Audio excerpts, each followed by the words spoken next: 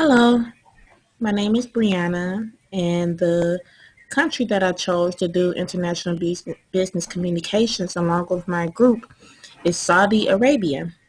This is the Saudi Arabian flag, which is written in Arabic. Now, some tidbits. Just did you know? Um, with Saudis, the government do not impose a personal tax on income. It is at 0%. But there are taxes on other things such as assets. They have the most advanced banking system in the world, and they were voted as being the best place to conduct business by the World Bank. Now, with setting appointments, the national religion observed is Islam. Now, with Islam, they have several daily prayers, and it is to be mindful that when scheduling these appointments that you have to take notice of the prayers. Now the prayers are times are usually printed out in the local newspaper. So when you do make the appointments, just take notice that there are multiple prayers during those days. Now there is a hierarchy when it comes to business and who will make the final decision. Usually it's the leader, the overhead, the CEO of the business. And when calling to set up an appointment with that company, you have to be mindful that the secretary cannot make that in stone. The actual boss has to give you that time frame. Also, multiple meetings are the norm. They're necessary because of the many interruptions that comes with the Muslim people praying 5 times a day.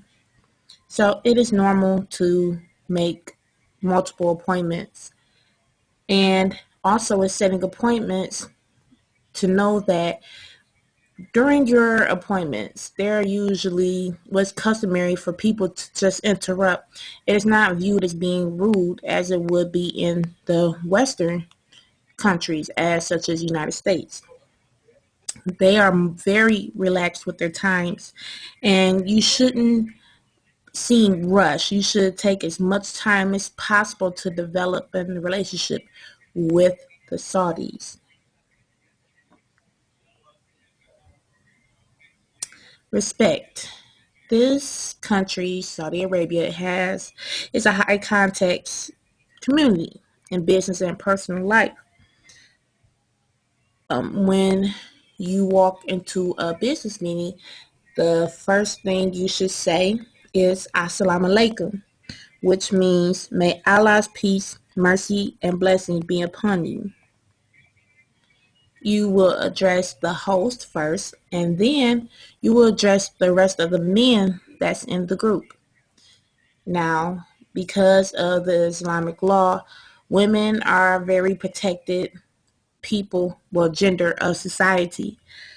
And when you walk into the room, try to follow what your host is doing. If they're addressing the women, um, it, you can as well, but just to be on the safe side, do not address the women in the room. You will only address them if they address you. Also, respecting the Saudis, nonverbal cues are always important in every culture. And some things such as doing a thumbs up is very disrespectful in the Saudi Arabian culture. And also a simple crossing your legs and pointing your toes or the bottom of your soles towards your host or any other person in the room is seen as very disrespectful. It is best to sit in the chair and sit well poised. Public behavior. After your meeting or before your meeting, you will tour your town, and it is best to be on your best behavior. They have limited freedom of speech. It is very limited compared to the Western countries such as, again, America. It is best, well, it is advised that you do not disrespect any of the royal family or the any type of government officials. They have the regular government police, and then they also have religious police. When when greeting others in public, the same-sex people can meet with each other without a problem. But as it goes, just like in meetings, men, unless you are a family member of a woman, you are not to address the woman. Same goes for the women. You are not to talk to the men. Um, of course, because this is a rule that is followed in Islamic law, the religious police are around the town just as regular government police. So they will enforce that law.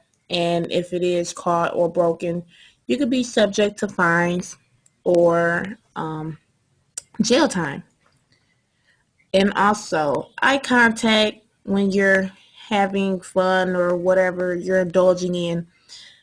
It's mindful for gentlemen to have strong eye contact. That is a sign of respect that you are a man, in quotes. And also in public, if they're celebrating the national holy holiday of Ramadan, they are fasting, and it is respectful to not eat in the presence of others who are fasting. And also, Saudi Arabia is a dry country, meaning they do not drink alcohol because alcohol is prohibited in Islamic law. Appropriate dressing. Now, when going to a business meeting, for both sexes, conservative is the key. You want to be very conservative. For men, um, the national, well, the traditional outfit is a long white garment in the summertime or a long black garment in the wintertime. And they have a red and white pattern cloth that covers their head and is held on by a black rope. If not dressing in the traditional garments, you are asked to wear a stylish suit, not too form-fitting, and of dark conservative colors. Now, for women, because they are highly respected in their religion, they are to dress very conservatively as to covering their body parts, necklines, covering their hair with a hijab, which is spelled Hijab. Long skirts, pants are prohibited, and basically just covering your body. Now, some exceptions are made to foreigners, and that depends on what area your business is being conducted in. Some are more modern, where they embrace the Western culture, but to be on the safe side, it is always wise to just cover yourself and do as the locals. Now, just for FYI, the Saudis, how they negotiate, when they are selling something to you, they usually will overprice it. And when they're trying to buy something from you, they will actually try to, I'm sorry, if they're trying to sell something to you, they will overprice it. And if they're buying something from you, they'll try to get the price as low as possible. Now, when Saudis do have if you get to the meetings and you're actually making a deal and the deal goes sour, Saudis are not easily upset because they say that is Allah's will. Allah, their God, rules over everything. So if it's in his will, a business deal will go right.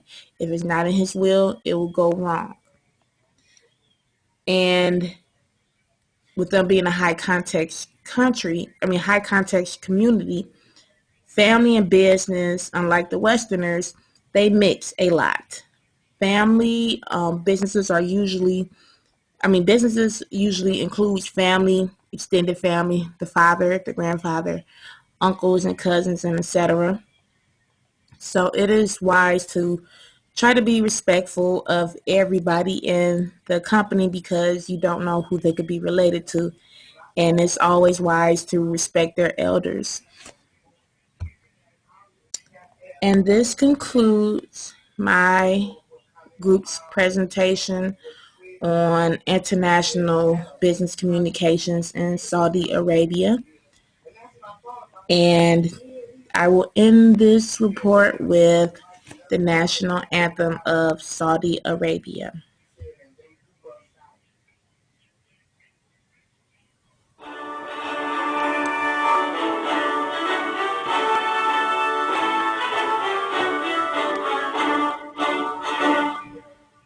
سارعين للمجد والعلياء مجدي لخالق السماء وارفع الخفاق أخضر يحمل النور المسطر رددي الله أكبر يا